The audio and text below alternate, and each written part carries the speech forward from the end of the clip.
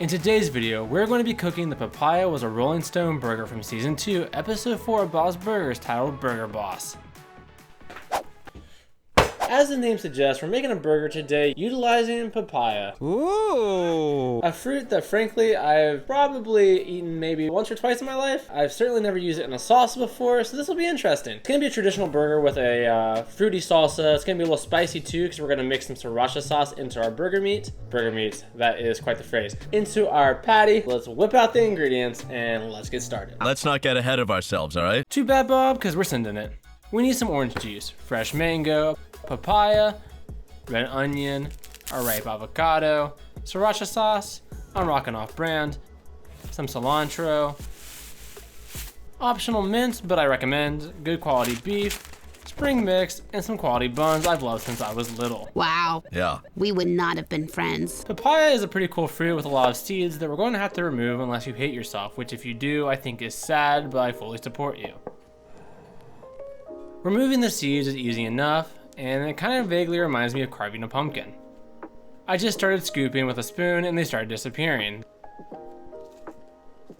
This papaya isn't the most ripe, but it looks pretty good for what we tend to do. Fantastic! Was it obvious? I don't care. Just smile and nod. With how many seeds there are, I wonder how easy it would be to grow an entire army of papaya to do my bidding, especially if I lived somewhere that supported papaya growth. I can't be for certain, but I have to imagine that Pittsburgh, PA wouldn't be ideal. But if it was, I could rob so many local banks consequence-free, because what are they going to do, arrest a bunch of fruit? No, I don't think so. I honestly think I might be unstoppable. It is a shocking scenario, but also a really dumb one that we will now move on from. With the papaya laid before me, I will admire and then set aside to start my other prep work. I'll be honest with you, I went on vacation recently and the way it played out, I haven't really cooked for a couple weeks, so I gotta get back into it. This won't take long. Just gotta shake off the rust. The vacation hit hard though, and after balancing YouTube and a full-time job for about a year straight, I really needed it, which really didn't occur to me until I was laying in a hammock looking up at the blue sky and decompressing. That happens a lot to me. I never realized how stressed and anxiety-filled I get until I had time to take a step back and assess. Well, you know how these things turn out. I unfortunately do, Linda. While vacations are worth it and I have no regrets, it's always tough getting back to work, especially when you feel like you're falling behind on YouTube, which I know is ridiculous, but it is what it is, and it's been 3 weeks since my last video. But on the bright side, this avocado is very ripe and almost too much so. Thankfully, it was very easy to peel though. I always appreciate it when the avocados treat me right.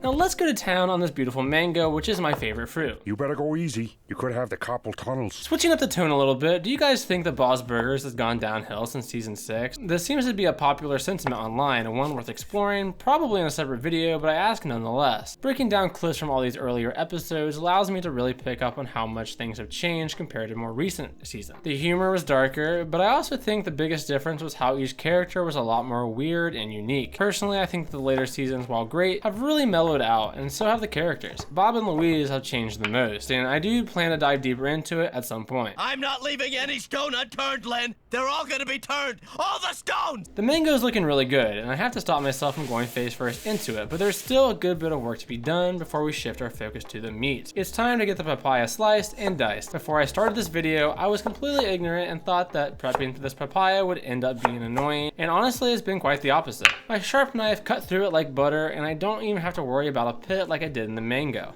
Now let's move on to the mint, which I had to actually search far and wide to find, the fresh stuff, and cilantro. You know, I'm so disappointed. This whole time I thought you were taking sailing lessons. We don't need to cut it up too finely since it's all getting mixed together anyways, and we can keep the herbs together. I haven't used mint that much in recipes I've made in the past, but it's some pretty powerful stuff just like cilantro, and a little can go a long way.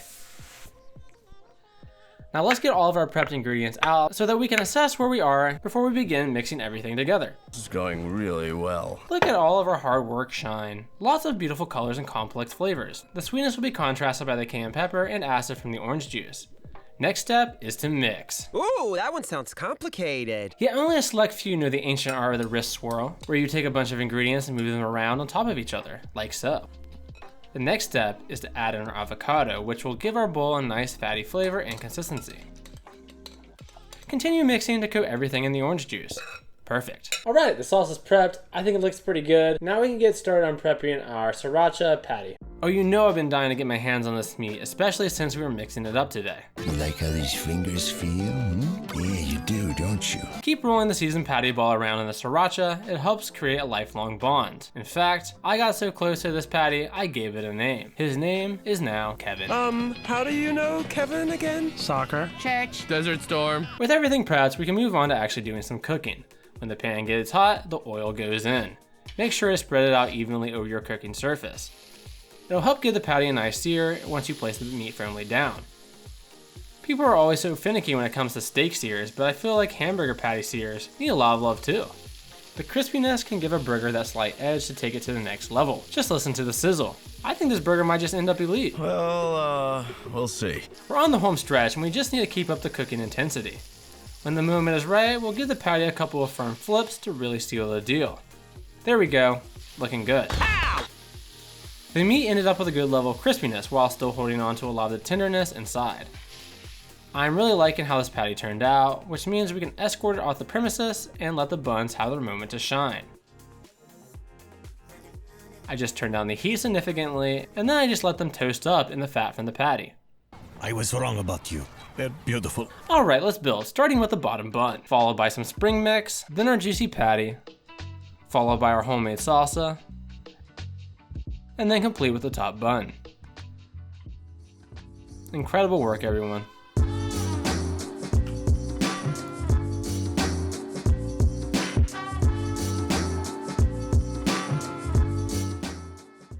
Whew! Cooking these burgers can be kind of exhausting, but we're done, and this colorful salsa burger looks pretty good. The only thing left for us to do is to take a bite and see how it tastes. Bon appetit. It was Nessie who wanted me there. Nessie? You nicknamed my daughter after the Loch Ness Monster?